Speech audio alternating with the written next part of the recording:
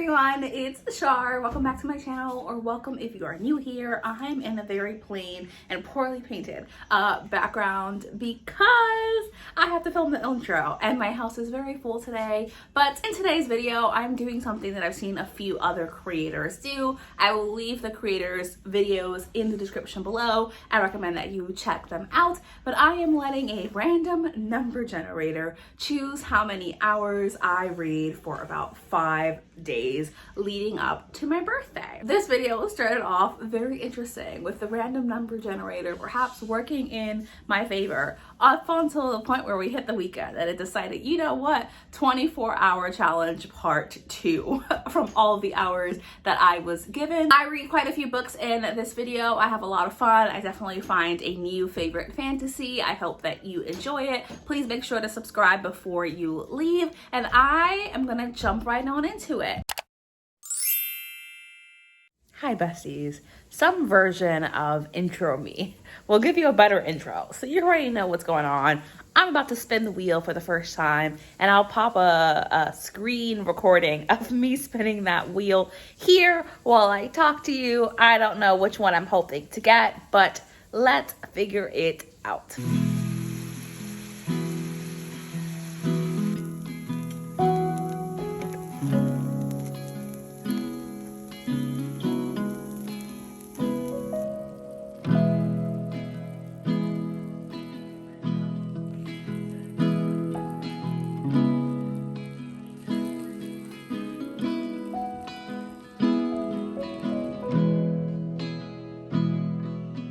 It is 10 p.m. I'm going to start reading for the night. You can see that I have that much left of the Jasad Air. I'm going to read until 11:30 because that will make 90 minutes, an hour and a half. And I'll see you with my updates on how far I got and how close I got to the end before I was forced to stop reading in the morning.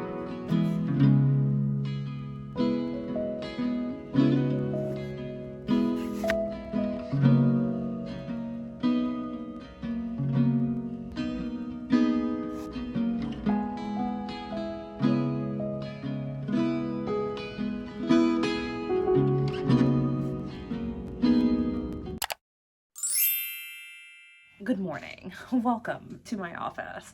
I finished this last night, and you know what? I told you I was so happy that I fucking did because I had 2 pages left and I literally had 2 minutes left on the timer. So I was just like, the timer. I was keeping track of the time. I was like, oh my gosh.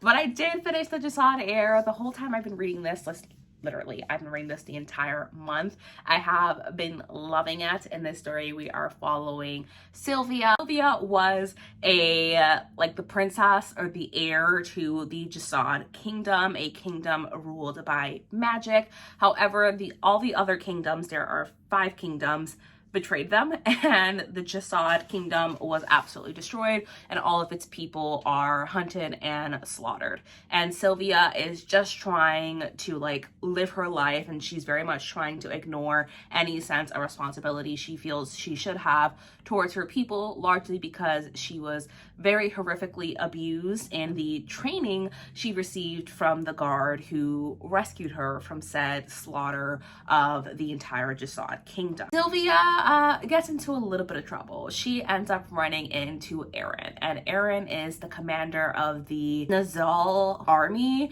and they hate magic. They are there to kill all Jasadi people, and she ends up in the unfortunate circumstance of running into Aaron. Aaron really strongly suspects that she is Jasad, but knows that her magic will help him accomplish something that he wants, and that is the capture of 2 Jasadi groups that are aiming to bring Jasad back. She ends up participating in this, and this is the whole story of that, of how she becomes the Nizal champion, and the whole premise is a queen will rise. Her warring feeling of responsibility to her people while also feeling like she deserves to just like live in safety and like completely ignore it. And why should she feel responsible for like saving her people when she didn't choose to be born a princess? That's the basic premise of this. And while I did really love it, it definitely has some like fantasy romance elements in here, but do not let that be the reason that you pick this book up, because the romance is slow burn. Is real fucking slow. How slow? This page is almost 500 pages and they don't kiss until the very final 10 pages. That is the only time anything even remotely physical happens between the two of them. They are both absolutely cold-hearted, one more so than the other, but of course the author is setting up some complexity for both of our characters. I really loved it, but I ended up giving this 4.25 stars. And the reason that is that the whole idea is like a queen rises, and we're going through these trials, and towards the end, the final 100 pages, like the trials did start to feel a lot slower. I had difficulty visualizing the things that were happening. I feel like the scene wasn't set up that well. In addition, the reason why the queen rises didn't make a lot of sense to me. Why at that point would Sylvia do what it is that she did when there were clearly alternate solutions available to her? That's it. That's my feelings about this book. I really enjoyed it. I don't think everyone will. It, for me, balanced world building and actual plot and story very well, while also incorporating this slow build, like forbidden enemies to lover romance situation going on. I enjoyed that a lot, but like I said, it can be very slow throughout it. But for me, it was a 4.25 star. My update for you is that it is actually like 3 p.m. because I am working. I am on my lunch break, and while I was in between meetings, I did go ahead and spin the wheel again, which I will pop the recording on here so you can see what I got. Full disclaimer, yes, I did get 45 minutes first, and then I span again because I wanted longer amounts of time. Is that cheating? Yes. But technically, the wheel did decide that I would read for 2 hours today. 45 minutes is just too short for me, okay? I'm in a reading mood. 45 minutes is a tease. It's me getting through what? 5-6 chapters and then having to leave the story just when it's getting good? I don't fucking think so. Let that be for the day where I don't feel like reading. I have a couple of books that I do need to read, 1 or 2 for a vlog, which I won't be including in this vlog, and a couple of library books. I'm thinking that I'm either going to read a horror Darcy Coates book, which I have on Scribd, or I'm going to listen to Dark Waters. Oh, that's going to be so annoying. Dark Waters is a 5-hour audiobook, and I listen to it at 2 times speed. So that means that it would be 2.5 hours, and I'm only allowed to read for 2 hours. Stupid challenge is going to ruin it. So I don't know. I'm either going to read Love in the Big City, or I'm going to read something on Kindle Unlimited, or I'm going to read the Darcy Coates book. You all know me. I am, in fact, a mood reader, so we'll decide what mood strikes me a little bit later on.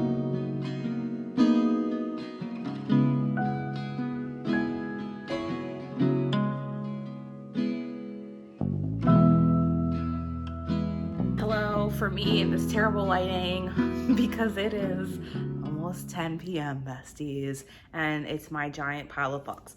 Anyway, I said I was going to read Bound to the Shadow God, which I am. I'm going to do that now. But I spent the first hour of my 2 allotted hours of reading time today to read Love in the Big City, which is a book that was originally published in Korea and published in Korean and then got translated to English. It is the story of a man who has a best friend, but his best friend eventually gets married and settles into her life, and he is talking about all the time that they had together and his experiences with kind of loneliness and being a queer person in South Korea and just all the things that he's gone through. Why are you so blurry? Am I fucking delusional? I'm gonna put you over here because you're hella blurry back there. Anyway, he's talking about that, and At first, it took me a little while to get into. I'm at the, I think like 60 page mark. Yeah, I'm on page 63 because there are no chapters on this. There's part 1 and part 2 and maybe part 3, but I think it's just part 1 and part 2. And it's like little snippets of his life and just the things that he's experienced and the people who are important to him. And I am really enjoying this. I think that it's very easy to love our main character here. I won't call him the hero. This is not a romance novel, although there's romance in here. It's easy to like feel for him and to really relate to him, the things that he's going through, his experience with loneliness and like what it's like for him to just move through his life as a queer person. And I am really enjoying those aspects of it. Although because of the way it's told, it is like I keep mentioning snippets of his life. It feels like you're reading a bunch of short stories that are all part of like an overarching plot, but that does make the book feel longer than what it is. This book is only 225 pages, but it took me an hour to read 60 something pages, just over 60 pages, and it felt like I had read half the book. I have not read half the book, and that's just because you take in so many stories and so many memories for him that by the time you hit that point, you feel like you've been with him for like a decade. That is a neutral statement. It's neither positive or negative, just a statement of why I think it will take me longer to finish this book than what I had originally anticipated, because it is such a small book. It just requires a lot of mental attention and space. I am absolutely fucking exhausted. I am going to go lay in bed and read Bound to the Shadow God in the Darkness. Bound to the Shadow God, because I never told you, is the sequel to Bound to the Battle God.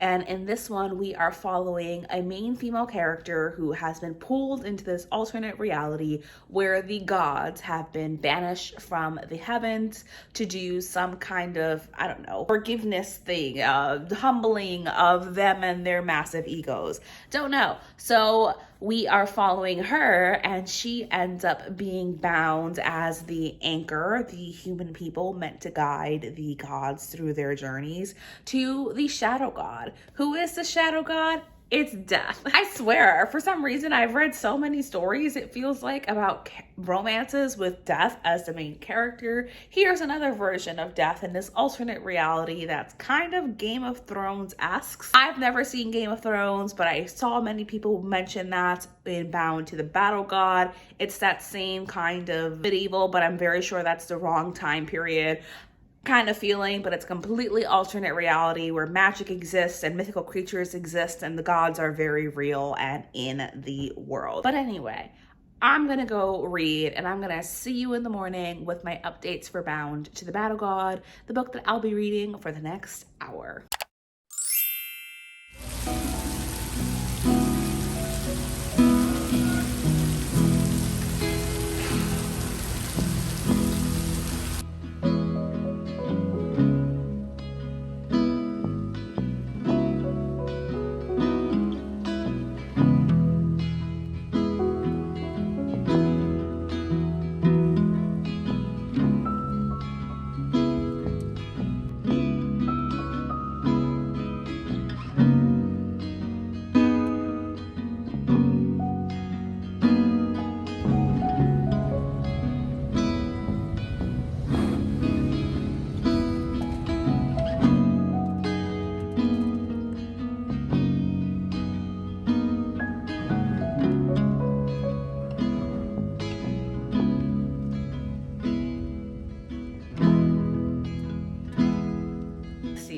I made the mistake of trying to go into the fucking office because today's my in-person day.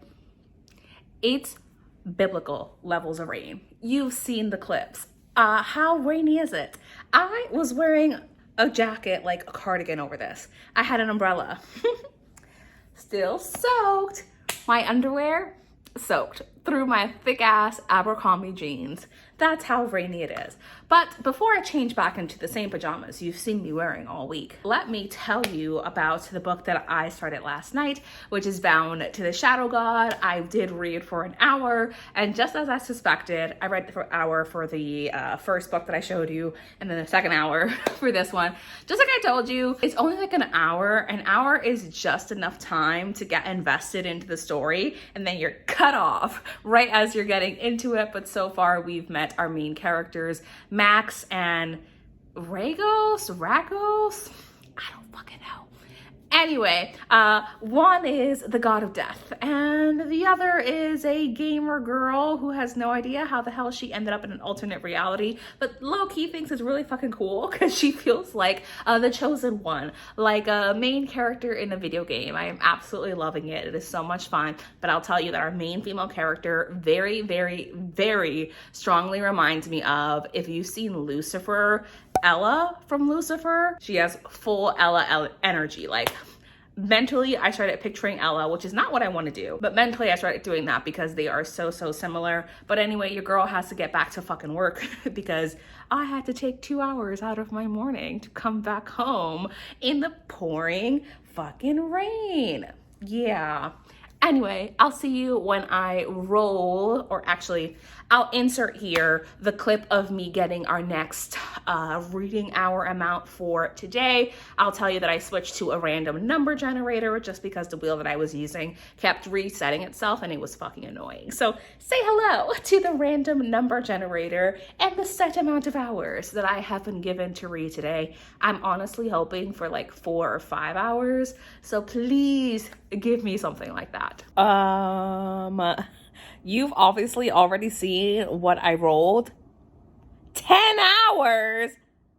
Bitch, it's a work day. I don't even have 10 hours in my day after work. Am I supposed to stay up all night? First of all, I'm not fucking doing that. Second of all, I will attempt to do the 10 hours. If I started reading right now, I would still be reading until 11 p.m. What the actual 10 hours? The audacity. It's been like 2.5 hours and I did finish working and I managed to listen to an audiobook for those 2.5 hours. I was listening to Dark Waters, I think by Catherine Arden. Dark Water is the third book in like the Smiles series, this creepy one that you will know that I read in the summer. And in this one, we're following Ollie and her friends as their parents and them go on this little boating trip together, except that they get attacked by a giant fucking snake and stranded on an island in the middle of the lake that everyone else should see. I'll say middle of nowhere. No, the weird thing is that they're in the middle of a lake with high boat traffic, yet no one can see this island and they're stuck on it. And I thought that this was creepy in the sense that we introduce the help and the assistance of the adult characters, and you realize that the Smiling Man, our villain throughout this entire series, has absolutely no issue going after the adults as well. And I find that like disturbing because as a child, of course, you think that your parents are able to help you with anything, and you're thinking, oh, this like baddie, I don't know why there's quotation marks around that. He actually is a bad guy, is only going after children, and as soon as the adults get involved, like everything's gonna be fine. It's not. They get stranded on an island with a man who died many years ago and has an axe. What I'm gonna tell you is that while I did find that unsettling, and I do like the way our characters are progressively getting older and like that's coming through in their personalities, I'm personally finding our main character from book 1 a little bit irritating. She is quite defensive, quite guarded, very paranoid, hyper independent to an extreme, which obviously makes so much sense for her character and who she is, and I can understand that and I can sympathize with that, and I can still love her and find her annoying. So that is my thoughts on that. I'm ultimately giving this book like 2.5 stars. We never even get a main villain. just things are kind of weird, and it really feels to me, I hate to say like filler, but more like a stepping stone to what is going to be the finale of the series. I think there's only 4 books and I'm getting to the 4th book. What I do have to tell you is that I love the covers of these books. I am on reading sprints with Gabby, which thankfully is helping a lot in terms of trying to get things read within a set amount of time. With 7 hours and 40 something minutes left on the timer, I am going to go back to reading, I was gonna say Bound to the Battle God. That's the first book in this series, Bound to the Shadow God. I'm hoping that I can stop picturing Ella from Lucifer, because I really, really, really want to stop picturing that. But I'm excited to get back into reading it, and I'll give you an update in a few hours where the lighting will be much shittier, because it may be a horrific weather day, horrific, but my lighting is shit at night. Anyway, see you in a few hours. I am going to show you something just so you see what it's like with less than 24 hours with my nieces and nephew. They just went home now at home. I love them and I love having them over, and they're so much fun and so cute. But let me just show you the chaos. Yeah. Princess dresses from Play Up, hangers that my nephew steals, toys, all of the pillows that were on the couch, on the floor, every book I've ever had on the floor. Yep, there it is. Anyway, while I procrastinate cleaning up, let me take my headphones off. I'm going to tell you that I did finish the 10 hours for yesterday. So the final 2 hours I did read today, which put me at page like 300 and something in Bound to the Shadow God, which I am really enjoying. You all know I love me a romantic fantasy featuring death as the love interest. We get this first chapter, like the prelude to the story and Ragos's point of view, where he is talking about like the anticipation that he went through and how he's not happy with the anchor that he had, and he wanted true love like Aaron the Cleaver, who is the god from our first story. So he makes a deal with fate and he comes back. I'll put like spoiler warning here, even though I don't think it is a spoiler, because I really am just speculating here.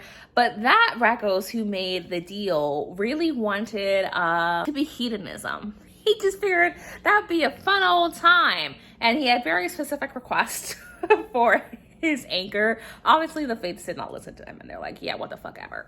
So he's lies and this aspect of himself right now. The other aspect of his that's left is hedonism, and hedonism is going to this dragon's hoard, dragon that no one's seen for a long time. People know dragons exist, but this dragon had stolen the shears of fate, which would allow someone to cut someone's string or to break the bond between an anchor and his aspect. Hedonism, the one who made the deal with the fates, and is he going after the shears to cut the bond between Max and the aspect of himself that's lies, so that he can bind her to him? I really don't think so, but it's like so abstract and bizarre because they're all him. They're just him split into like the 4 worst versions of himself, but they're all the same person. So I'm just like, you can't put us with lies and like make us fall in love with lies, his aspect, and to have her go off with hedonism instead. That I'd be upset if that happened. Like I said, it's a weird position to be in. They're the same person. They're all exactly the same person. They just have completely different like aspects of themselves, but they are the same person. And when aspect dies, they just get absorbed into whoever it was that killed them. So they like come back together. And I'm just like, Ruby, please don't do that to us. Please don't. I I randomly generated the next number. I will tell you that I did get 1 hour at first, and then I was like, we've already had a day where I've had to read for an hour. Next thing that I got was 7 hours.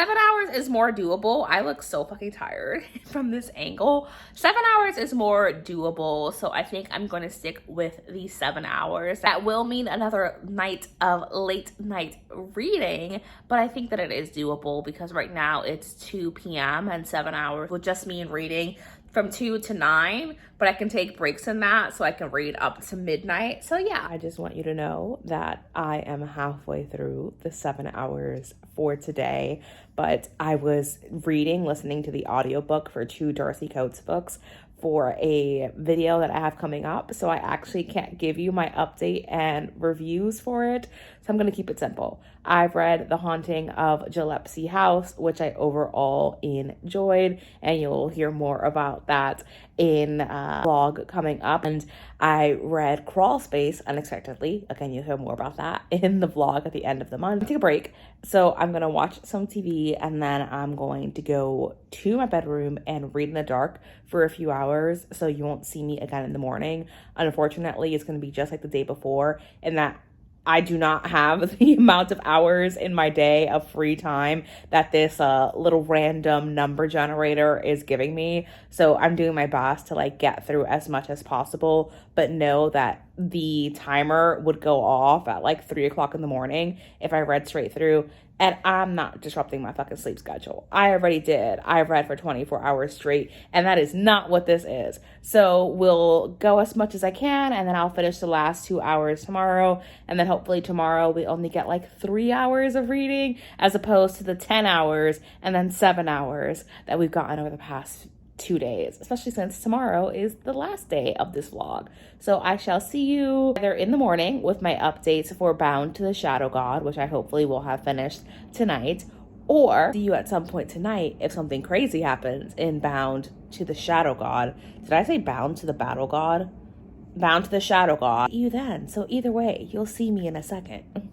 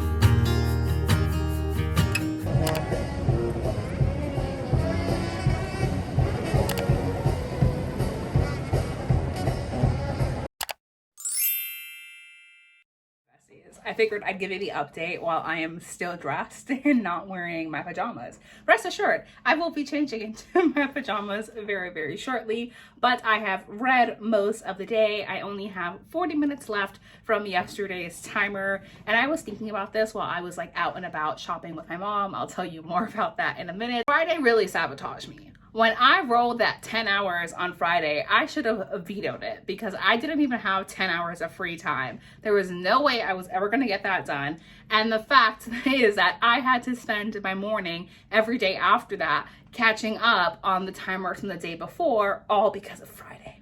Should have vetoed it. But anyway, I did read more of Bound to the Shadow God. I got very far into it. I'm still very much enjoying it. I think I have like 250 pages left. As I mentioned, this book is almost 630 something pages, so she's a long one, but I am having a good time with it. I'm getting to the point, literally almost 400 pages into the story, where Max and Ragos are getting together, getting their feels together, and I'm starting to suspect some things earlier. If you saw my spoilery part earlier, you'll know exactly what it is that I am suspecting. I also picked up another audiobook this morning just to help me while I was doing some like decluttering and chores. I was listening to Fallcroft Ghost. Again, this is for a separate blog, so I can't tell you about it, but know that I am also enjoying that thus far.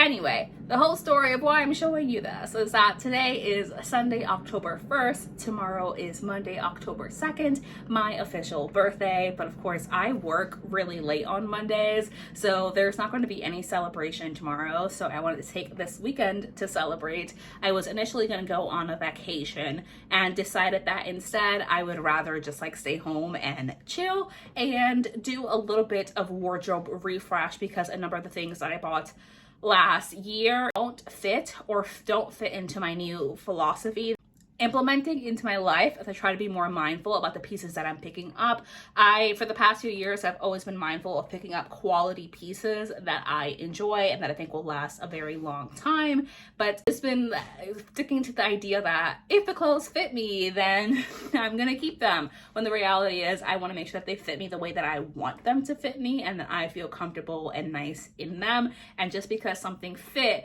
doesn't mean that something looks good on me. And that's the mindset that I'm keeping. While I have been out and about shopping all day, I have not purchased a billion things. It's just a few bits here and there. Like I wanted to get the Rare Beauty lip oil, which is finally back in stock at my Sephora. Literally, it's been out of stock for the past like 5 months. I wanted to get the Urban Decay like Moon Dust eyeshadow, which also has been out of stock for forever. And this time I grabbed the last one. General knickknacks and things like that.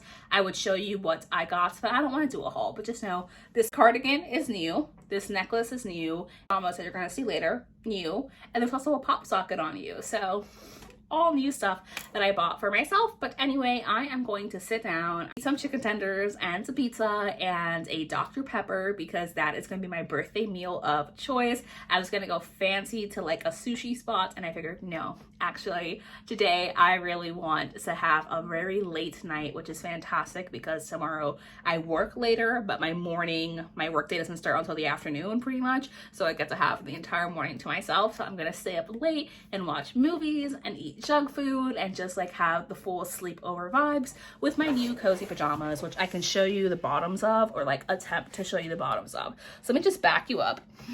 That is my suitcase.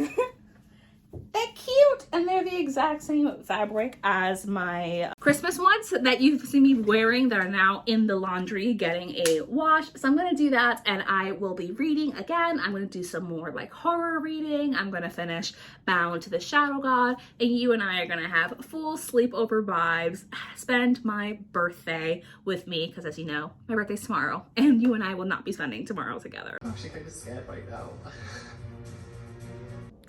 I am almost at the end of Bound to the Shadow God at 4.5 hours left on the timer, but I'm going to tell you right now, besties, it's 10:30 p.m. Why am I like this? Going to finish the final hours today? No.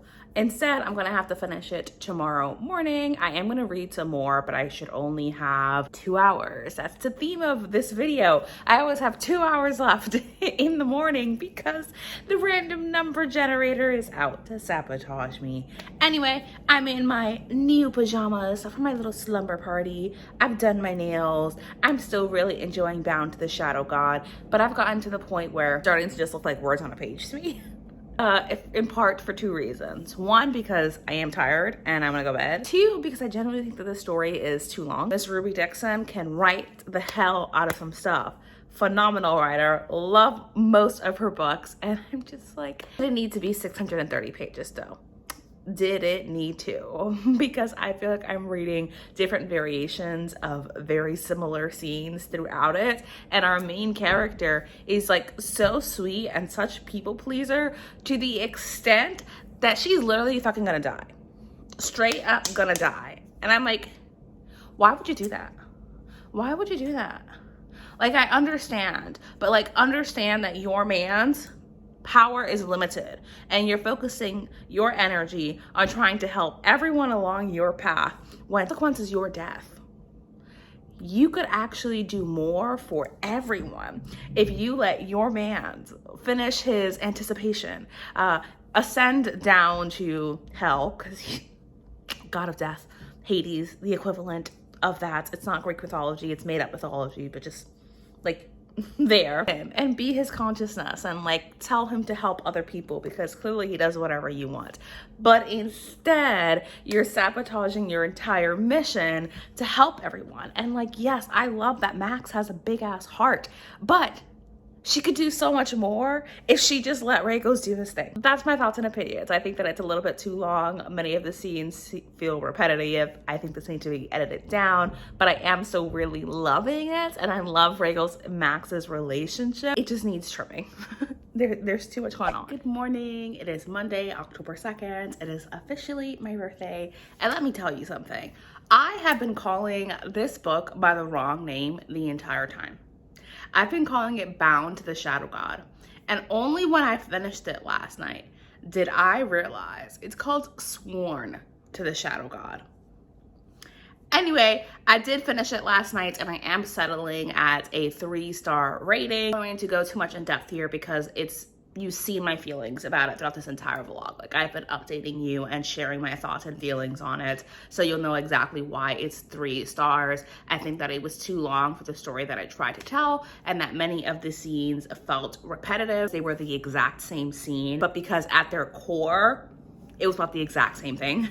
Rhaegos being a death god, kind of selfish, kind of arrogant, and Max being very upset about it. And while I did enjoy their relationship, it wasn't my perfect read, which it doesn't have to be. As I mentioned in previous clips, Ruby Dixon is a phenomenal writer, and the story is very, very beautifully written, and the characters are so strong and so well developed. The world is so well developed. It's part of the Ruby-verse. We start to know more about like the dragons, which I think was super cool. It was an enjoyable time for what it was, but I can't give it lower than 3 stars because it did definitely feel like it was dragging for a lot of the reading experience. I have about 2 hours left on the timer, which is why we're here on Monday, even though I never intended to be here on Monday. The perfect amount of time to finish the Fallcroft Ghost, another book that you will not see a full review of in this video because it is for a future video. But listen, y'all, I only have so much free time in a day outside of work.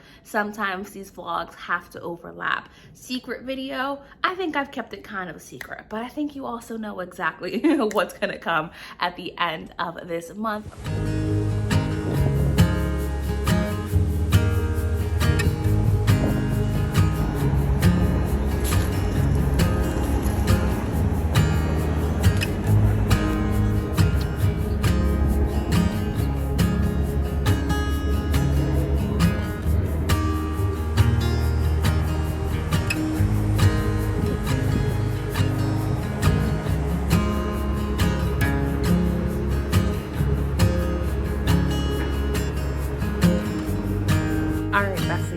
That is officially the end of this video. I wrapped up my final 2-something hours of the timer, and I finished with Fallcroft Ghost by Darcy Coates. Again, I cannot tell you my full thoughts. Know that I gave it 2.5 stars, and at some point in the future, you will be hearing my full thoughts and perspective on this story. As always, thank you so much for watching this video. I hope that you did enjoy it. I'm gonna see you in my next one. Bye!